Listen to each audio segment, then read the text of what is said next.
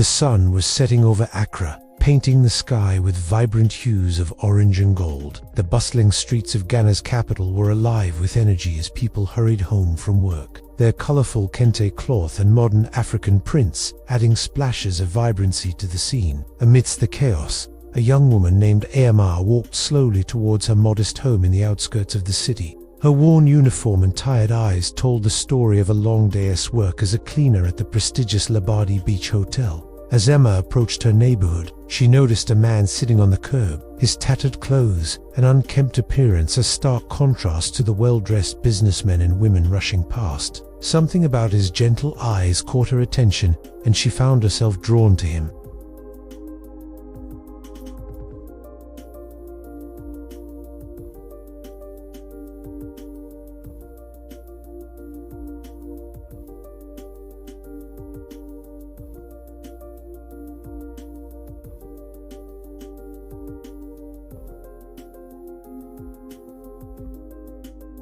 As their bond grew stronger, Amaka found herself falling for Kwame.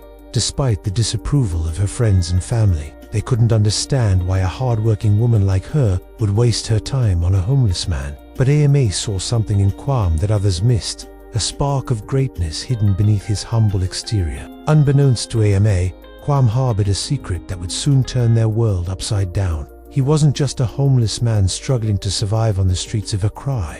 In reality, Kwame was Kwesi Ansai, the billionaire CEO of one of Ghana's largest tech companies. He had been living undercover on the streets for months, seeking to understand the true nature of people when stripped of wealth and status. As Kwame's true identity was revealed, Amaka's world was thrown into chaos. She felt betrayed and humiliated, questioning everything she thought she knew about their relationship. The media frenzy that followed only added to her distress, as tabloids and gossip shows speculated about the nature of their connection. Kwame tried desperately to explain his actions, insisting that his feelings for Amaka were genuine and that he had never meant to hurt her. But the damage was done, and Amaka retreated into herself, unsure of who to trust or what to believe. Meanwhile, Kwame's deception had far-reaching consequences beyond his relationship with Amaka.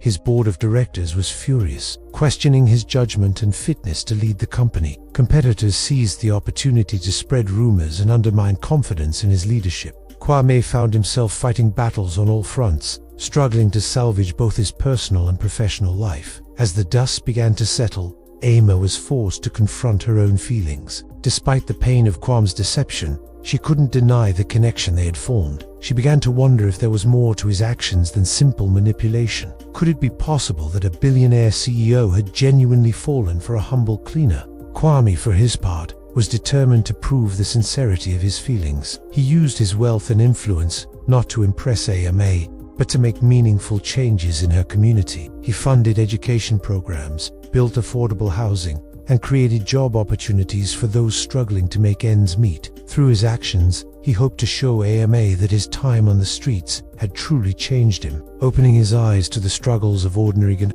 As weeks turned into months, Amaka found herself torn between her lingering feelings for Kwame and her fear of being hurt again. She watched from afar as he worked tirelessly to make amends, not just to her, but to all those he had unintentionally deceived. Slowly, she began to see glimpses of the man she had fallen for, compassionate and driven by a genuine desire to make a difference. The turning point came when Amaka's younger sister fell seriously ill, requiring expensive medical treatment that the family couldn't afford. Without hesitation, Kwame stepped in, covering all the costs and ensuring the best possible care. It was then that Amaka realized that despite his deception, Kwame's heart was truly in the right place. As Amaka's sister recovered, so too did the relationship between Amaka and Kwame. They began to rebuild their trust, this time with complete honesty and transparency. Kwame shared the pressures and loneliness of his life as a CEO, while Amaka opened up about her dreams and aspirations beyond her work as a cleaner.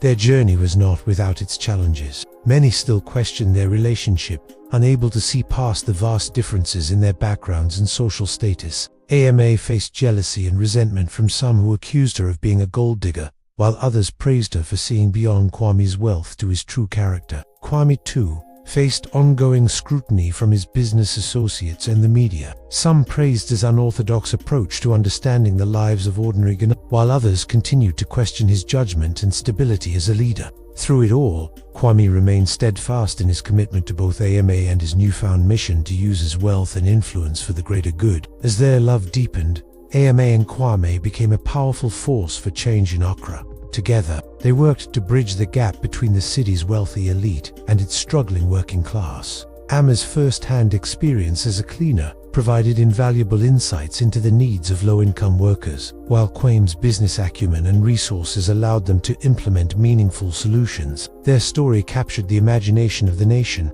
becoming a symbol of hope and the power of love to transcend social barriers. Young people in particular were inspired by Ama's rise from humble cleaner to influential philanthropist, seeing in her a role model for what was possible with determination and an open heart. As the sun set over Accra, once more, AMA and Kwame stood hand in hand on the balcony of their home. Looking out over the city they were working to transform, the journey that had brought them together had been filled with betrayal, love, humiliation, and envy, but through it all, they had found something rare and precious, a love that could overcome any obstacle and a shared purpose that gave their lives meaning. Their stories served as a reminder that true wealth lies not in material possessions or social status, but in the connections we form and the positive impact we can have on the lives of others. In a city where the gap between rich and poor often seemed insurmountable, AMA and Kwame had built a bridge of understanding and compassion, paving the way for a more equitable and united future for all of Ghana.